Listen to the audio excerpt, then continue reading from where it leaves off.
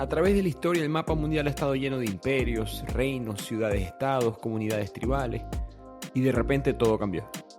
Solamente quedó en el mapa el nuevo invento del ser humano, las naciones. ¿Pero qué son las naciones? ¿Qué es el nacionalismo? Y su complicada pero interesante historia. Bienvenidos a este espacio, a este concepto de aprender historia, cultura, literatura a través de la pluma, a través de los libros. Les habla su anfitrión, Ricardo Lugo, @bibliotequeando en las redes. Pueden seguir apoyando este concepto en el club de Patreon, donde además hay un club de lectura exclusivo para sus miembros y contenido adicional. Pueden seguir apoyando el blog, el canal de YouTube y por supuesto seguir apoyando este podcast, dándole 5 estrellas, compartiéndolos con sus amigos, familiares, seguir promoviendo el conocimiento a través de los libros. Bueno, mi gente, empezamos con este tercer episodio de esta serie de las 4 ideologías más poderosas del mundo. Lo que están escuchando esta serie por primera vez, el primer episodio fue el liberalismo, el episodio anterior el conservadurismo, en este caso nacionalismo, último episodio de la serie va a ser el socialismo. En ese orden, por el orden cronológico en el que llegaron al mundo. Cuando yo les pregunté a ustedes en Instagram si querían esta serie, y casi todos me dijeron que sí. Después yo les hice otra pregunta, no sé si se acuerdan. Yo les pregunté, y de estas 4 ideologías, ¿cuál es la más influyente? ¿Cuál es la más poderosa en el mundo moderno? No la que más te gusta, no quizá la más popular o la más aceptada, simplemente cuál es la más influyente. Y de último quedó el nacionalismo, con solamente un 7%. Y yo los quiero mucho a ustedes, pero yo creo que se equivocaron. Porque yo creo que para mí esta es fácilmente la más poderosa de las 4. Voy y repito, no la mejor, no la que nada más nos tiene que gustar, para nada, sino la que está más presente en la estructura política moderna. Y ya van a ver por qué a través de este episodio, porque en la historia del nacionalismo vamos a aprender por qué es que millones de personas sonríen, gritan, lloran con 11 jugadores jugando un partido de fútbol en el Mundial. Porque es que millones de personas están dispuestos a dar la vida por su país, pero no la dan por UNASUR o una organización mundial. Porque es que nos sentimos conectados a millones de personas que nunca vamos a conocer. Y ese es el poder que va a tener el nacionalismo, como veremos a través de su historia, para bien o para mal. Utilizaré un formato parecido a los otros episodios. Resumiré la historia primero del nacionalismo. Principalmente utilizaré un libro, en verdad, para esa parte, que va a ser Comunidades Imaginadas, de Benedict Anderson. Esa va a ser la principal fuente de este episodio. Excelente libro. Y después utilizaré otros escritos y, por supuesto, yo mencionaré los autores que critican esta idea. Así que empezaremos con la historia del nacionalismo. A través de eso explicaremos sus principios. Después hablaremos sobre la diferencia entre nacionalismo y fascismo, que se confunde muchas veces. Y finalmente las críticas a esta idea, con un toque después de mi opinión ya para dar contexto al final. Y muy interesante, por primera vez hablaremos de nosotros, los americanos.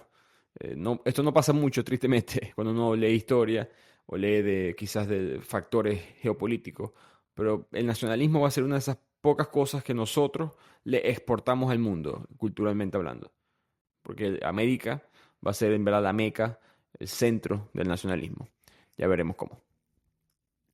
Así que empecemos con la extraña historia de cómo hace 300 años el mapa mundial era, como dije al principio, solamente imperios, regiones tribales, y de repente, casi exclusivamente, solamente tenemos países en el mapa, naciones. Por ejemplo, Jesús, quizás el personaje más conocido de la historia, uno lo dice judío, pero eso es judío en términos culturales, etno-religioso. En cuanto a su origen geográfico, se dice, bueno, de Nazaret, de Belén, de Judea, de Palestina, del Imperio Romano, pero nunca se dice ciudadano del Imperio Romano, porque no se siente como ciudadano en términos modernos, porque ese concepto no ha existido. Y como dice el libro de Comunidades Imaginadas, ¿no les parece bastante extraño que hasta las revoluciones anti-sistemas actuales, ¿no?, que entre otras cosas tienen conceptos antifascistas, siempre se han definido en términos nacionales? La República Popular de China, la República Socialista de Vietnam, la Revolución Cubana. La realidad, dice el autor, es que este fin del nacionalismo está muy lejos de llegar. La idea de la nación es el valor más universalmente legítimo de la política de nuestro tiempo. El problema es que nación, nacionalidad, nacionalismo son términos notoriamente difíciles de definir y por lo tanto difíciles de analizar. ¿Por qué? Porque a diferencia de otros ismos, el nacionalismo nunca ha producido sus grandes pensadores. No fue como el liberalismo, no tuvo su Thomas Hobbes, su Tocqueville, el socialismo tuvo a Karl Marx. Estas otras ideologías tuvieron grandes pensadores que desarrollan la idea. Viene de la mente de estos intelectuales. Pero el nacionalismo sucede orgánicamente en la sociedad, especialmente en América. Bolívar y San Martín en verdad ni siquiera son pensadores del nacionalismo como tal, no pensaban en el marco teórico el concepto de nacionalismo. Ya hablaremos de ello más adelante. Así que la definición del autor de lo que es la nación, y por ende lo que trae este concepto del nacionalismo, es que la nación es una comunidad política imaginada como intrínsecamente limitada y soberana. ¿Y por qué es imaginada? Porque los miembros de esa nación, incluso la nación más pequeña, nunca van a conocer a la mayoría de sus compañeros. Ni se los van a encontrar, ni van a escuchar hablar sobre ellos. Sin embargo, en la mente de cada uno vive la imagen de su comunión. Vive la imagen del otro. Por ende, el nacionalismo no es el despertar de las naciones, no es llegar a una autoconciencia por sí solo, porque para despertar hay que estar dormido. Primero, hay que existir. Recuerden esa frase de René Descartes, ¿no? Yo pienso, por eso existo. Esa frase se interpreta de muchas maneras, pero Descartes estaba debatiendo el concepto de cómo compruebas que algo es cierto, ¿no? ¿Cómo compruebas si acaso que tú existes?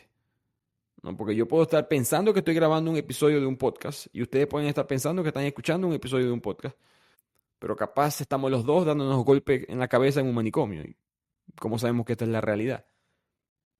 Lo que Descartes decía es que lo que sí te puedo garantizar es que yo existo, porque alguien está pensando en eso. Entonces yo pienso, por eso existo. Y el nacionalismo no tiene la parte de que yo pienso, por eso existo. Vamos a decirlo así, no despierta. ¿No? Simplemente no existían y de repente existieron. El nacionalismo, esta frase la dice el libro, el nacionalismo es el inventar naciones donde no existen. Porque en el sentido tangible no las puedes tocar. Pero en tu mente existe la nación nigeriana, la nación italiana. Las llegas a visitar, llegas a conocer a alguien de esa nación o no. Y curiosamente siempre se imaginan a sí mismas como limitadas. El nacionalista más mesiánico no va a soñar con un día donde todos los miembros de la raza humana se unan a su nación. Por definición, el nacionalismo excluye. Y vamos a ver principios del racismo que van a venir de ahí. Racismo moderno específicamente. Pero no son como el cristianismo o distintas religiones que quieren que el planeta completo, que toda la humanidad fuera de su religión. El nacionalismo no busca eso. Entonces el nacionalismo es una construcción social, es la reina de las construcciones sociales.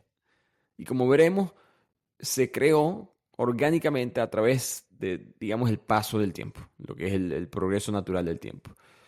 ¿Cuál fue una de las primeras razones? Bueno, la religión y el concepto de eliminar la religión con el liberalismo. Toda la vida las religiones han tenido el rol de darnos nuestro norte moral, nuestro norte comunitario y nuestro norte ético del ser humano. ¿No? Porque la religión ha buscado responder causa del sufrimiento humano, el propósito de nuestro rol en la vida, pero llega la era de la Iluminación, ya hablamos de la Revolución Francesa, llega el liberalismo y ahora hay racionalismo. Sin religión se hizo más necesario otra forma de continuidad, de buscar significado. Recordemos que piensen en lo extenso que es una religión, ¿no? El Islam desde Marruecos hasta las Filipinas, la cristiandad desde Paraguay hasta Japón, budismo desde Sri Lanka hasta Corea. Pero todas esas son culturas incapaces de comunicarse entre ellos oralmente. ¿Cómo se entendían? Porque valoraban los textos sagrados, los símbolos, las imágenes. Textos sagrados que, cabe destacar, no estaban accesibles para la mayoría, ¿no? La mayoría era analfabeta y además estaban en lenguas sagradas. El latín, el árabe clásico, lenguas conectadas a la religión. Pero ¿qué sucede? Esto fue muy interesante. Los imperios y la colonización, el mundo se hizo más grande y más chiquito al mismo tiempo. Porque ahora sube, que es la segunda razón del nacionalismo, llega una importancia, una relevancia de las lenguas vernáculas. Piensen que el latín, árabe clásico son estas lenguas sagradas de las religiones, donde están los textos sagrados, los símbolos, pero las lenguas vernáculas son, bueno, español, inglés, francés, italiano, las lenguas del pueblo, no la lengua de los educados. Poco a poco el lenguaje sagrado se degradó. Para que tengan una idea, en el año 1500, 77% de los libros impresos estaban en latín en Europa. Los demás estaban en lenguas vernáculas. Así que solamente 23% de los libros eran impresos en lenguas vernáculas. Pero a partir del año 1575, ya la mayoría estaban impresos en francés. En Francia, en París específicamente. Pero se veía esa misma dinámica en los otros países de Europa. De repente más libros impresos en inglés, más libros impresos en español, más libros impresos en italiano que lo que se estaban imprimiendo en latín. Y eso tiene un impacto en la expansión de una idea. O, para el concepto nacionalista, qué tanto una idea se mantiene local. Por ejemplo, cuando Thomas Hobbes, hablamos sobre él en otros episodios, otro pensador en parte del liberalismo, él escribía en latín. Sus ideas llegaron a los libertadores de América por eso. Personas en todas partes del mundo leen Thomas Hobbes porque está escrito en latín. Contemporáneo con Thomas Hobbes, en Inglaterra también está William Shakespeare. Y William Shakespeare escribió famosamente en inglés, en la lengua vernácula, de hecho inventó muchísimas palabras del inglés, pero era prácticamente, en su momento fue prácticamente desconocido fuera de Inglaterra. Su expansión vino después. Entonces, ¿qué pasa? Cuando la gente empieza a escribir en su propio idioma, ¿quiénes son los lectores? La gente de su propio idioma. Y la separación de los grupos por idioma va a empezar a crear esta sensación de comunidad. Hay un libro del mexicano José Joaquín Fernández de Lizardi, que es una novela, la primera novela latinoamericana, por lo menos de este género, llamada El Periquillo Sarniento. Y el texto es muy interesante, es una denuncia bastante agresiva de la administración española en México, ¿no? De la ignorancia de este gobierno español, la superstición, la corrupción. Pero lo más como que iluminante es que el autor está escribiendo en plural, ¿no? Él dice los hospitales, mientras el personaje principal va caminando por las calles mexicanas, habla de los hospitales, prisiones, aldeas remotas, monasterios, indios, negros, como evocando un espacio social lleno de puros lugares que son fácilmente comparables. Ninguno de esos lugares tenía una particularidad o una identidad individual, una importancia única, pero todos en esencia representaban la opresión de la colonia, representaban la diferencia o la experiencia, mejor dicho, que todos convivíamos en esta zona. De hecho, el personaje de la novela, que está molesto con España, se le dice nuestro joven. No, esa palabra es muy interesante, nuestro joven. ¿De quién? Si ustedes no son nadie en este punto, ¿no? Nosotros no nos hemos independizado todavía. Pero se empieza a crear esta cultura de que nosotros somos un grupo y parece que otros son otros. Al mismo tiempo le está hablando como unos lectores que van a entender el mensaje, ¿no? Como si hubiese una intimidad entre el lector y ese nuestro joven. Como si entendieras perfectamente quién es él, a pesar de que no sabe quién es él.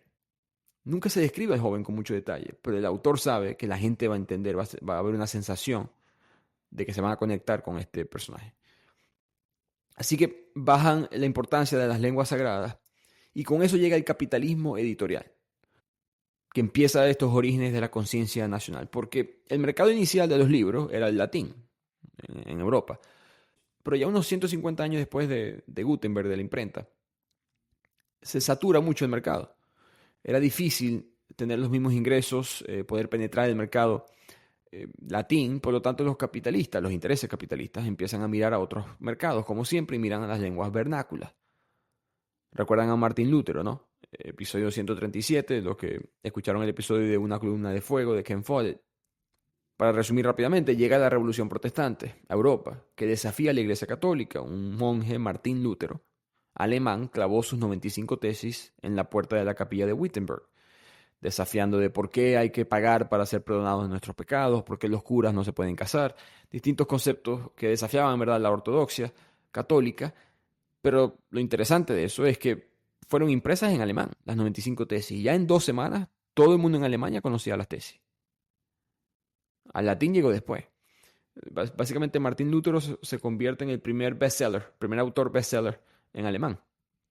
Y si recuerdan la novela, la personaje Sylvie, ella imprimía copias de la Biblia en francés, clandestinamente, porque la iglesia prohibía la Biblia en cualquier otro idioma que no fuera el latín.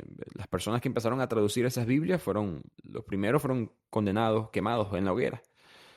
Así que las lenguas locales, vernáculas, empiezan a tener mucha importancia.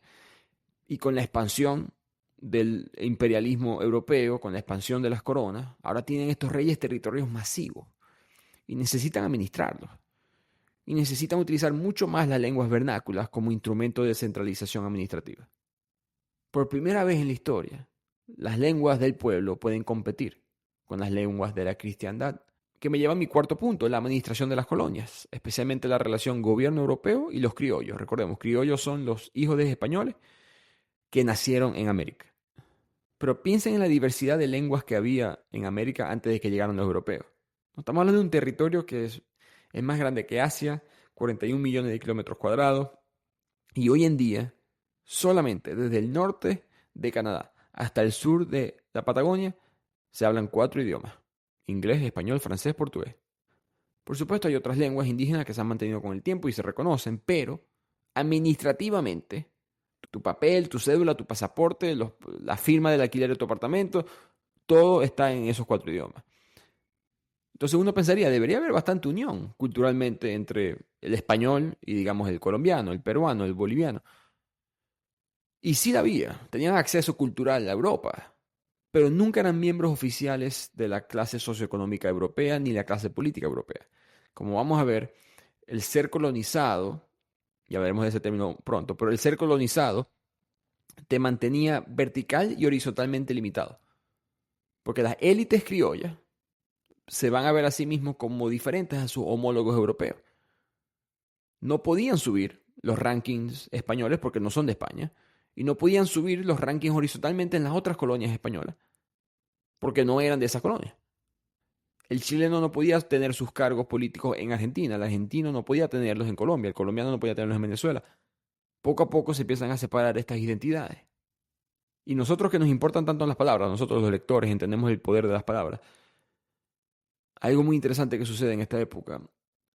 Los europeos le dicen a los criollos, esto es preindependencia, le dicen a los criollos, ustedes son nativos. Utilizan esa palabra mucho. Nativos, ustedes son de aquí. Ustedes no son de Europa. Por supuesto, para diferenciar, para excluir.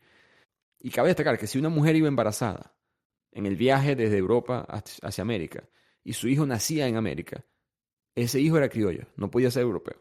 Entonces esa diferencia estaba muy marcada. Entonces ustedes son nativos. Y al decir eso, los europeos no se dieron cuenta. Le avisaron a los criollos, a los nativos, bueno, si nosotros somos de aquí, entonces ustedes no son de acá. Entonces ustedes son de Europa, ¿no? Y nosotros somos de aquí. Entonces, ¿quién te invitó? ¿Por qué me estás cobrando impuestos? ¿Por qué estás escribiendo mis leyes? Apenas eso se entró en la conciencia popular, de ahí a una guerra de independencia no faltó nada.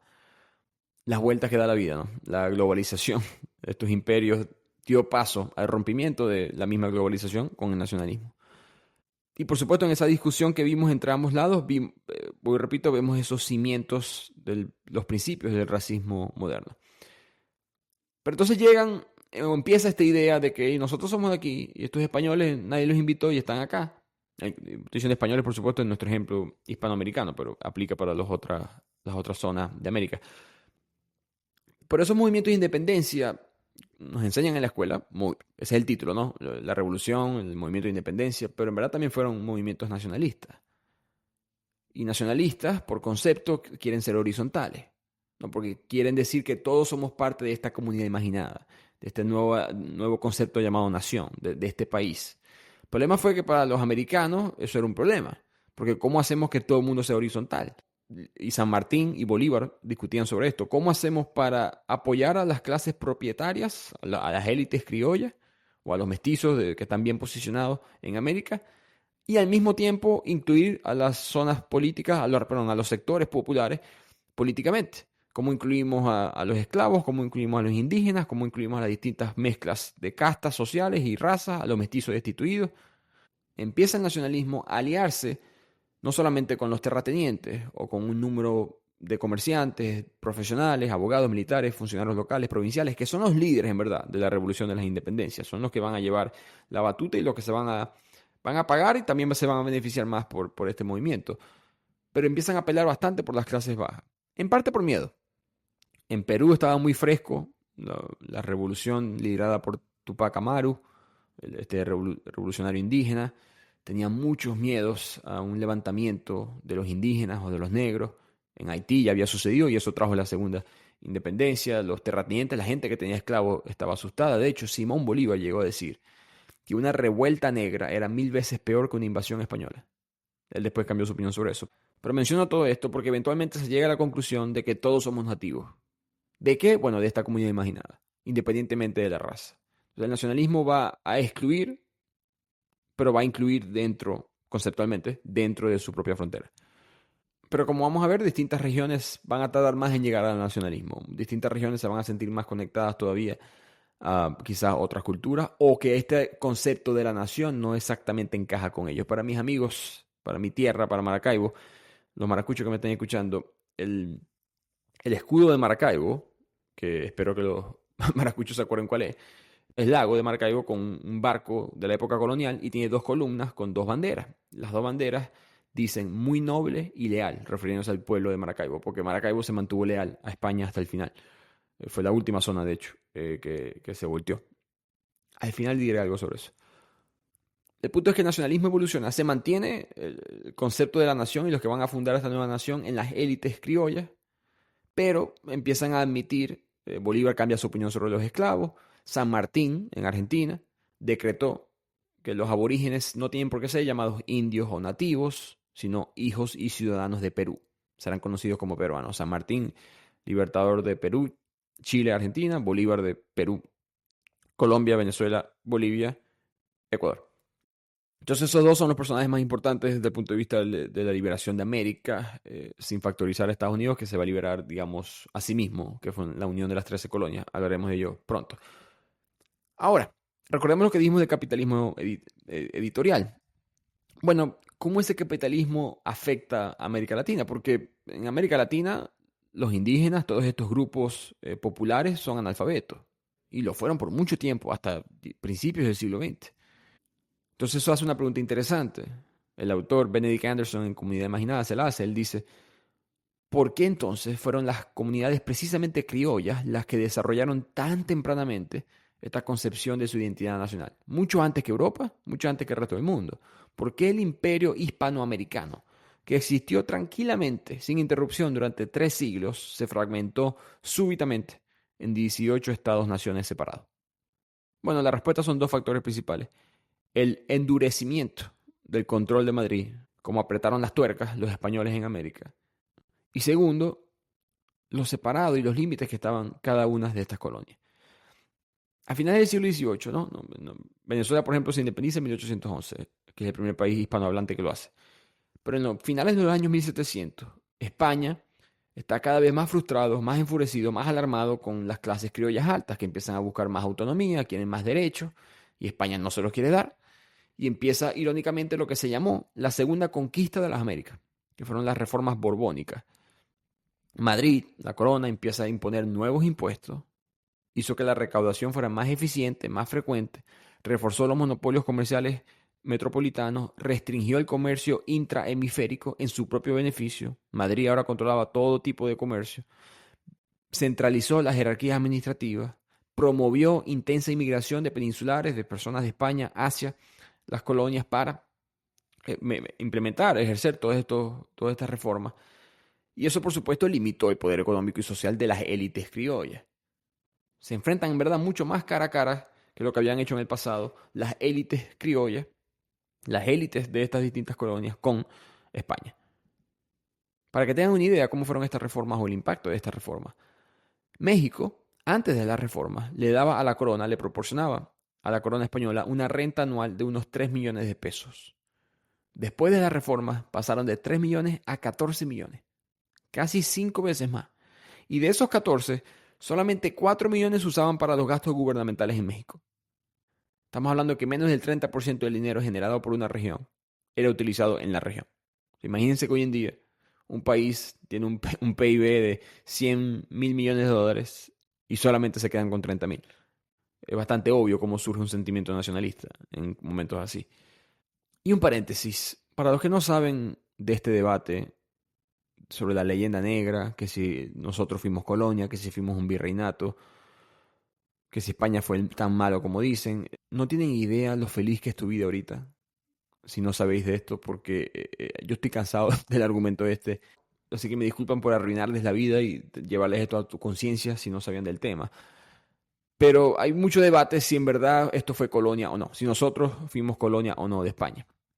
Porque los territorios hispanoamericanos en verdad se gobernaban a través de estos virreinatos, como el virreinato de Nueva España, de Perú, después el de Río de la Plata, Nueva Granada, y conceptualmente gozaban de un nivel de autonomía limitado, pero de autonomía. Entonces eran virreinatos, no eran colonias, ¿no? El error de siempre colocar colonia en un libro viene en parte por los otros países de Europa en América y los otros países de Europa en otras partes del mundo que siempre utilizaban o normalmente utilizaban el sistema colonial. Pero colonia es un sistema, es una forma de hacer las cosas y virreinato es otra. Entonces un virreinato se vería como una extensión de la corona. Eh, Quizás parecido a una isla como una nación hoy en día, ¿no? Como la isla de Margarita en Venezuela o la isla de Madeira en Portugal. No están en el territorio continental del país, no están en tierra firme, pero forman parte del país de todas maneras, ¿no? Ahora, en vez de estar tan cerca del país, a unos pocos kilómetros, en el caso de los virreinatos estaban del otro lado del Océano Atlántico. Pero las reformas, el final de la época, vamos a llamarlo de los virreinatos españoles, en verdad termina en colonia. Ya vieron lo que ese número, ese dato que le acabo de dar de México. Eso es una colonia. Perdieron por completo su autonomía política, su autonomía económica, su autonomía socioeconómica. Estaban restringidos a ciertos límites de la escala social. Ya hablamos un poco de los principios del racismo que van a llegar. Eso para mí es colonia. Para mí. No tienen por qué estar de acuerdo conmigo. Pero para mí eso es colonia. Y entiendo que al principio quizás no fue colonia. Pero al final de cuentas termina como una colonia. ¿Y cuántos presidentes en la historia no entran democráticamente pero se van como un dictador? Y nadie los llama presidente electo. Los llamamos dictadores, ¿no? Porque en la historia muchas veces es cómo se termina, no cómo se empieza. Cierro paréntesis. Pero volviendo al punto, estos 18 futuros países están bastante restringidos. Se crean estas comunidades imaginadas poco a poco, en parte porque están muy separados. Como dije, había mucha separación entre colonia y colonia. El viaje marítimo en esta época, desde Buenos Aires a Acapulco, en México, era 4 meses. De Buenos Aires a Santiago, 2 meses. De Buenos Aires a Cartagena, 9 meses. Entonces eran zonas que no solamente estaban geográficamente separadas, sino que también estaban económicamente separadas. El comercio es una de las cosas que más une a distintos grupos, ¿no? De regiones separadas en el mundo, y no había comercio. El comercio todo era a través de España, lo habían centralizado. El venezolano o un empresario venezolano podía exportar su producto y llevárselo a un argentino, pero el argentino y el venezolano nunca se conocían, nunca se hablaban, todo era a través de España. Entonces se separan mucho las culturas, las comunidades imaginadas, a diferencia de Estados Unidos. Estados Unidos tiene 13 colonias, porque no fueron 13 países diferentes al principio, ¿no? Eventualmente las 13 colonias se convierten ya en estados más adelante. Pero las 13 colonias están muy fácilmente comunicadas, no se separan tanto culturalmente, tienen sus diferencias, por supuesto, pero estaban muy unidas. Recuerdo en la universidad aprender de que Benjamin Franklin pudo diseñar una ruta de informantes en la revolución en contra de Inglaterra. Era una ruta de informantes que conectaba las 13 colonias. Entonces era una especie de ruta que se movía más rápido que la ruta que utilizaba la corona inglesa para poder pasar secretos, información, estrategia militar entre colonia y colonia. Esa ruta todavía es utilizada por el sistema de correo de Estados Unidos, curiosamente. Así de efectivo fue. Así que la administración importa mucho. La gente se ve acorde a su administración, algo que no había pensado tan conscientemente hasta que empecé a leer mucho sobre esta historia. Y tiene sentido, o sea, piensen en el peregrinaje, ¿no? El libro también habla de esto, de que eh, el peregrinaje religioso, ¿no? Porque hay personas en Roma, en la Meca, en Benarés, todos juntos, de distintas culturas. Tomemos el ejemplo islámico, malayos, persas, indios, turcos, todos en la Meca rezando en Arabia Saudita en árabe. ¿Por qué todos están juntos? ¿Por qué todos se sienten como una comunidad? Porque todos son musulmanes, esa es la respuesta, ¿no? Y tienen ese factor común. En la época de la colonia, en América, de los 170 virreyes de la América española, 4 eran criollos. Los otros 166 eran europeos, eran españoles. Entonces era, voy repito, inaudito que un criollo alcanzara una posición de importancia oficial en España y el funcionario mexicano no tenía ningún tipo de poder en Chile, el chileno no tenía poder en Colombia, el colombiano no tenía poder en Perú, y así funcionaba. Así que no te podías mover ni para arriba ni para los lados. La hermandad hispanoamericana que sentimos los latinos en verdad viene en parte históricamente por la fatalidad compartida de haber nacido de este lado del océano. Porque siempre íbamos a ser irremediablemente un criollo, un nativo, un inferior. Arranca mucho este pensamiento del racismo entre europeo y la gente de la tierra nativa, y por supuesto se va a ser utilizado dentro de la propia nación. Hay un escrito que he leído de unos franciscanos portugueses que decían, incluso si nacieron de padres blancos puros, ellos han sido amamantados por indios en su infancia y por lo tanto su sangre ha sido contaminada de por vida. Un racismo mucho más conocido al que uno conoce de hoy en día. Pero volviendo a este tema de las comunidades imaginadas de los 18 futuros países en América hispana, por ejemplo, los periódicos siguen influenciando. Ya no importa tanto lo de la lengua vernácula, porque ahora toda esta región no tiene el español, sino que cada periódico es local. El periódico de caraqueño te habla de las noticias comerciales, cuándo van a llegar y partir barcos, cuáles eran los precios actuales de las mercancías en cada puerto, nombramientos políticos coloniales, matrimonio de los ricos, sucesos sociales. Todo esto era local. No se hablaba de lo que pasaba en Argentina, no se hablaba de lo que pasaba en México. Y si llegaba a suceder algo importante en México que el boliviano tenía que enterarse, iba a ser reportado por un periódico boliviano con el lente boliviano. Entonces no hubo una experiencia hispanoamericana que en verdad generara un nacionalismo a nivel hispano. No se fundó un país inmenso entre estos 18 países, sino cada uno fue su propia versión, porque cada quien tenía su propia comunidad. Estados Unidos, como repito, fue diferente. Que es increíble pensarlo, porque Estados Unidos es más pequeño que Venezuela. En este punto, o sea, las 13 colonias es más pequeño que Venezuela y mucho más pequeño que Argentina. Argentina es el triple de grande que las 13 colonias de Estados Unidos.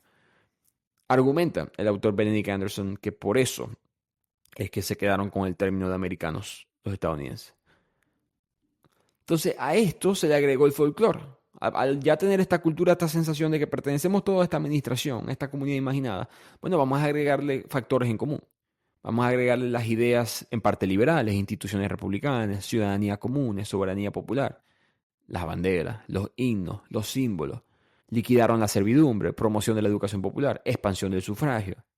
Las tres potencias en Venezuela, por ejemplo, ¿no? Esta creencia religiosa de María Leonza, el negro Felipe y el cacique Huaycaipuro. Y María Leonza es una mujer blanca, el negro Felipe, un negro venezolano, y el cacique Huaycaipuro, un indígena. Cada uno representando las tres razas que había en Venezuela. Los tres pueblos unidos, eso es folclore, agregado para crear esta comunidad imaginada, de sentirse venezolano. Más adelante, entonces se empieza a utilizar, con la independencia, bueno, Simón Bolívar y la campaña admirable, Chávez lo utilizó muchísimo en su gobierno. El cruce por los Andes de San Martín. En México, la leyenda de Juan Escutia, que se envolvió encima de la bandera para protegerla. Todas estas historias empiezan a fomentar la comunidad imaginada. Robin Hood en Inglaterra, ¿no? Distintas historias empiezan a convertirse en parte del folclore.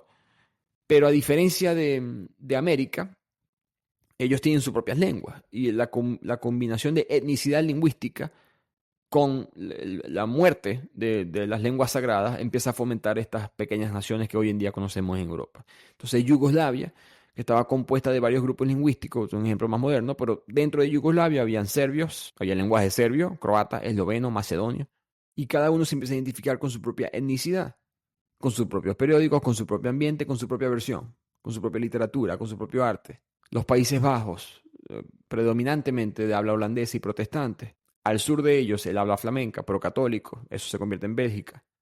Y apenas empezó a utilizar eso en América, y América se independiza y puede ganar este concepto de la nación en contra de los grandes imperios, y se mezcla esta idea folclórica, este concepto de la tribu. ¿No? La tribu, pero versión nación. En la tribu todo el mundo se conoce, pero ahora vamos a crear una tribu inmensa, donde no todos nos conocemos, pero todos tenemos el mismo norte o la misma identidad. Apenas eso sucedió, no hubo vuelta atrás, el nacionalismo se estableció como el principal formato, el principal concepto en el mundo moderno. A través de esa historia, esa fue la historia del nacionalismo, a través de esa historia aprendimos varios principios, pero para agregar o, digamos, consolidar qué significa. Bueno, primer principio, este es más importante, que las naciones existen. Porque como no existen, hay que aclarar que el principio principal del nacionalismo es que las naciones existen. El segundo principio es que tienen el derecho a gobernarse por sí mismas, este concepto de autodeterminación. ¿No? Que cada nación se puede gobernar a sí misma, determinar su propio destino político sin interferencia externa. Por eso que vemos muchas veces los argumentos de Brexit, por ejemplo, fueron categorizados como nacionalistas, y lo son, porque están diciendo quiero que las decisiones sean tomadas en Londres, no en Bruselas. Por ejemplo, ¿no? Esa era una frase famosa en esa época. Por supuesto, tienen un principio de identidad nacional, de crear una promoción de una identidad basada en características compartidas, lengua, cultura, historias, tradiciones. La exclusión es otro principio. Para poder crear una tribu, otra gente no puede formar parte de esa tribu, si no, no hay tribu. Y con eso quiero explicar la diferencia entre nacionalismo y fascismo, porque ahí vamos a entender bastante qué es el nacionalismo. Primero, la forma de gobierno. Un nacionalista puede coexistir con diferentes formas de gobierno. Un nacionalista puede existir en la democracia, en una monarquía constitucional, Un fascista solamente en el fascismo, solamente en dictadura, básicamente. Segundo, la identidad. El nacionalista se centra en la identidad y la unidad nacional, pero puede incluir, a pesar de que mencionamos que excluye por definición, también incluye. Estados Unidos es un buen ejemplo. Tienen esta identidad, estos conceptos, estos valores y pueden distintos grupos formar parte de esa identidad. El fascista siempre excluye y persigue a esos que no encajan con la visión. Tercero, estrategia. El nacionalista busca nacionalismo políticamente y legalmente. El fascista es violento, represión. Va a buscar romper cualquier ley habida y por haber. En parte por esa conexión fascismo con el poder militar. Cuarto, la economía. El nacionalista en verdad no tiene ningún tipo de marco económico. No escuchamos nada en esta historia del nacionalismo que hablara de economía, porque en verdad no tienen una idea económica. Pueden ser proteccionistas, si eso es lo que es correcto para la nación. Pueden creer en el libre mercado, si eso es lo que es correcto para la nación. Recordemos que dijimos algo parecido del conservadurismo, en parte por eso se mezclan estos dos conceptos. El fascismo, totalmente diferente. El fascismo tiene un control estatal de la economía con un enfoque bastante corporativo. El Estado, las empresas, los sindicatos, todos controlados bajo la dirección del gobierno. Por ejemplo, Adolf Hitler, una de las caras del fascismo, él obligó a las corporaciones, a las distintas empresas alemanas, a actividades de reforestación. Hitler era ambientalista. Él quería que la plantación de árboles, las empresas tenían que plantar árboles en las zonas que ellos mismos habían deforestado. El argumento de Hitler era protección de los bosques, protección ambientalista, con el objetivo de preservar el paisaje alemán. Es un concepto ahí bastante fascista. Quinto, el nacionalista, a pesar de que no le gusta, la detesta, está dispuesto a la cooperación internacional. El fascismo no.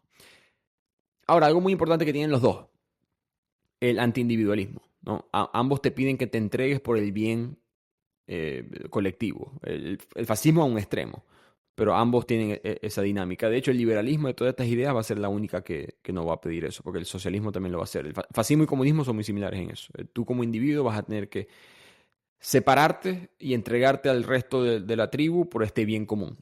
Y cada ideología va a tener su propio bien común. Pero otra diferencia muy importante es que el fascismo conceptualmente permite mucho que la gente se convierta en súbditos a una personalidad superior. Es muy propensa al gran líder. En parte porque el fascismo también fue como que empezó, ¿no?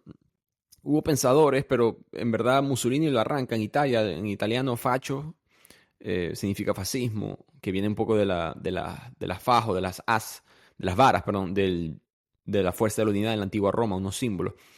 Entonces, los fascistas italianos, cito aquí a Benito Mussolini, él dijo: nuestro mito es la nación, nuestro mito es la grandeza de la nación, y a este mito, a esta grandeza que queremos traducir en una realidad total, subordinamos todo lo demás.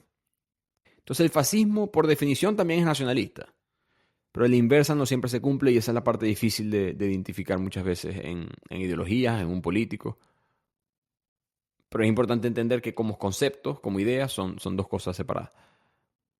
Rápidamente la diferencia entre nacionalismo y patriotismo. Bueno, el patriota, me gustó esta frase de Sidney J. Harris, que es un autor de la vieja escuela en Estados Unidos. Él dijo: el patriota está orgulloso de su país por lo que hace. El nacionalista está orgulloso de su país sin importar lo que haga. Y muchas veces el nacionalista, a diferencia del patriotismo, va a confundir etnicidad o distintas subculturas como parte de esta identidad de la comunidad imaginada. Pasa mucho con las razas o las religiones. La hermandad islámica en Siria, los movimientos nacionalistas blancos cristianos en Estados Unidos, el sionismo en Israel. Hablamos en el episodio del asesinato de Abraham Lincoln de cómo antes del siglo XIX en Estados Unidos nunca había habido un movimiento de que dijera que Estados Unidos era un país cristiano nacionalista. De hecho, los grandes padres fundadores de Estados Unidos, muchos eran ateos. Eso fue un invento que vino después, pero eso sucede si tienes una mentalidad nacionalista. Así que se puede ser patriótico sin ser nacionalista, se puede ser nacionalista sin ser fascista, ya si eres fascista ya te jodiste. Pero por eso que les dije, ¿no?, que esta idea es tan poderosa. El conflicto quizás más popular, armado en los últimos años, es el de Israel y Palestina. ¿Y cuál es la solución famosa? Pues, por lo menos a través de esta historia, la solución de los dos estados, la solución de las dos naciones, darle una nación, una nacionalidad a los palestinos. Con eso ya terminamos esta porción del episodio. Hablemos rápidamente de las críticas de distintos autores. Nuevamente, no voy a decir las típicas críticas porque todos nos las sabemos, sino las críticas conceptuales de grandes mentes, entre ellos autores y otros pensadores. Empezamos con Karl Marx y Friedrich Engels. Ambos decían que el nacionalismo era un instrumento para dividir a la clase trabajadora, distraerla de la lucha de las clases. Hablaremos de eso en el próximo episodio, pero Marx decía que el nacionalismo sirvió para mejorar los intereses de la clase burguesa en cada una de estas colonias, en cada una de estas naciones. En verdad evitó que hubiese una solidaridad internacionalista que uniera a los trabajadores en una causa común. Hay una frase muy famosa de Karl Marx que él decía: los trabajadores no tienen patria. Él llamaba a superar el nacionalismo en pro de un internacionalismo socialista. Porque al final de cuentas el nacionalismo llegó, pero las élites siempre se beneficiaron más de este sistema que los demás. Segunda, que no es liberal. John Stuart Mill dice: el nacionalismo siempre va a estar en conflicto con el individuo, por lo tanto restringe. Sí, crea una comunidad imaginada y une a muchas personas. Hay un yin y un yang de odio y cariño, pero al final de cuentas el individuo tiene que actuar acorde a un cierto rol de responsabilidad, ciertas culturas, ciertas tradiciones, y eso frena el progreso del liberalismo. En un momento que el liberalismo estaba surgiendo, John Stuart Mill veía el nacionalismo como un problema. Sigmund Freud, el gran psicólogo, bueno, neurólogo, Sigmund Freud decía que en sus escritos, en sus ensayos sobre la psicología de las masas, él decía: el nacionalismo es el narcisismo de las pequeñas diferencias. Me dio risa esa frase. Como que me voy a diferenciar un poquito aquí. Yo, México de Guatemala, y Guatemala de Nicaragua, y Nicaragua de Honduras, y Honduras de El Salvador, y Colombia de Venezuela, y Venezuela de Ecuador. Como que estas pequeñas diferencias que hay culturalmente, y nos vamos a oponernos y a diferenciarnos de otros grupos a manera agresiva muchas veces. El historiador británico Eric Hobsbawm, él decía: entendamos lo que significa que decimos que las naciones es una construcción social. Porque al ser tradiciones inventadas, al tener tradiciones, historias folclóricas inventadas, bueno, ¿por qué las inventaron? Fueron manipuladas entonces por las élites para legitimar el poder y consolidarlo. Otra crítica de Ernest Gellner, un gran pensador, ¿verdad?, del nacionalismo. Él decía: el nacionalismo ayuda al capitalismo porque quiere una cultura homogénea, que incluye una economía homogénea con talento homogéneo. No piensen en una fábrica. Una fábrica necesita decenas, cientos, si no miles de trabajadores que sean iguales, que sean parecidos. Necesito muchas versiones de este trabajador y así yo puedo reclutar talento. El nacionalismo, por el bien de la nación económicamente, va a crear ese grupo homogéneo. Y pensemos en épocas modernas, ¿no? Vamos a la escuela y nos enseñan a qué. Habilidades que son importantes para tener trabajo más adelante para la economía, porque la empresa o la corporación o lo que sea necesita gente de ese estilo. Esa era la crítica de Ernest Gellner. Benedict Anderson, que hablamos de 80% de este capítulo ha sido de su libro, él tenía una crítica, pues, esta sí es la obvia, que es el racismo que trae el nacionalismo. Pero quiero hablar de cosas diferentes que leí de él. Él decía: el racismo nacionalista se entiende porque al final de cuentas, desde el primer día, el nacionalismo se fundó con miedo y con odio. Odio al otro, no al que te tenía oprimido. Y después eso se cambió a un odio hacia otras personas que no te estaban oprimiendo. Simplemente que te lastimaban esta sensación o te dañaban tu percepción de lo que era la comunidad imaginada de la nación. Entonces creó odio mucho y amor también. Es lo extraño. Tiene un yin-yang extraño porque millones de personas que, repito, no se conocen, entonces están todas juntas llorando, abrazándose, con la misma poesía, con la misma ficción en prosa, con música, con artes plásticas. Todo por este concepto de que, bueno, yo no elegí mi país, sino que yo nací en mi país, ¿no? Y por eso dice él es que la gente muere por su país, porque supone una grandeza moral.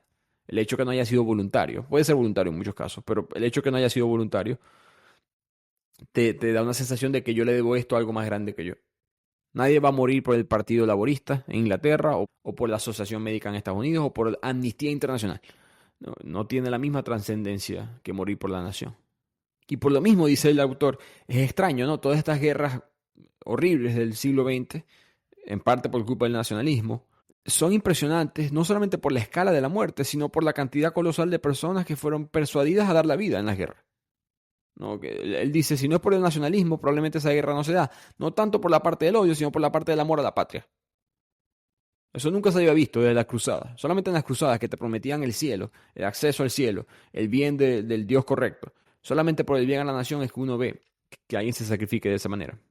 Para los venezolanos que me escuchan, si recuerdan esta historia, en la independencia de Venezuela hubo la historia famosa del sacrificio de Antonio Ricaurte. Antonio Ricaurte era un capitán del ejército de Bolívar y él estaba en una lucha contra el ejército real en España, estos 3 años después de la declaración de la independencia, en 1814. Y cuando las tropas reales empiezan a llegar a una parte muy importante, a una zona muy estratégica importante, porque había acceso a gran parte de las municiones que tenían los independentistas, los nacionalistas. Y a lo que Ricaurte se dio cuenta que era inevitable que los españoles llegaran y tomaran control de este suministro. Él se colocó ahí, en el suministro, y se inmoló, se explotó a él mismo, con todo el resto de la pólvora. Y así impidió que los españoles tuvieran acceso a eso. Y volviendo del folclore, ¿no? Él se convierte en un símbolo de la valentía, la entrega, que es lo que dice el autor. ¿Quién hace eso por la UNICEF? Poca gente. Por la patria, muchos lo han hecho. Y un par de críticas más, que no es suficientemente revolucionario en el sentido de igualdad horizontal dentro de la propia nación. Al final de cuentas, las élites de los movimientos nacionalistas se mantuvieron en poder. Distintas subculturas han sido enviadas, también categorizadas como inferior, porque no encajan exactamente con este concepto de la comunidad imaginada. Y Yuval Noah Harari, autor por supuesto de Sapiens, su nuevo libro Nexus, creo que trataré de hacerle un episodio el próximo año, pero Harari dice que el nacionalismo, su estructura, lo convierte en insuficiente para los problemas globales. La estructura nacionalista nos evita resolver grandes problemas como el cambio climático, las pandemias, porque son desafíos que requieren mucha cooperación transnacional y el nacionalista, pues repito, no le va a gustar. Siempre ve eso como un enemigo en contra de su propia autodeterminación. Y con eso llegamos a todo este concepto, historia, críticas del nacionalismo. Como hemos hecho en este formato, agregaré yo mi contexto, mi opinión sobre esto que leí. Primero tengo que hablar, soy de Maracaibo, soy maracucho, tengo que hablar sobre esto, si no, no me quitan el pasaporte zuliano. Pero esto es muy común en otra parte de Latinoamérica. Hay un Maracaibo en todos los países del mundo. Hay una región que ha sido subordinada o que ha sido menospreciada por la capital, ¿no? Porque en el poder político, cultural, mediático, económico de un país estaba en la capital. Y el movimiento nación, el concepto de esta nación vino de la capital. Fueron las élites criollas, principalmente en la capital, porque ahí estaba todo este sistema que la corona española mantenía. Y la independencia de Venezuela y de todos los demás países, habían 100 problemas, ¿no?, que había que resolver, y invertir en desarrollar el resto del país, fuera de las ciudades principalmente administradas por España, era el problema 101. Entonces se quedó atrás otras distintas culturas que fueron criticadas por no encajar exactamente con la cultura homogénea dentro del propio país. Tulio Alperín Dongui en Argentina escribió sobre esto, Octavio Paz en México escribió sobre esto, cómo el nacionalismo fue moldeado por las élites capitalinas. Entonces en mi vida ese ha sido el nacionalismo que más me ha atacado a mí. En el caso venezolano, en Estados Unidos ha sido más del punto de vista racista. Pero en Venezuela es como que no, que ustedes escuchan música diferente, que ustedes comen diferente, que tu plato navideño es diferente, que tu desayuno es diferente, que casi como que por no encajar con el resto de la identidad nacional inventada, entonces eras inferior. No que Maracaibo sea la única zona que sufre eso, pero somos quizás los más famosos en eso, creo que por ser el estado más poblado en Venezuela.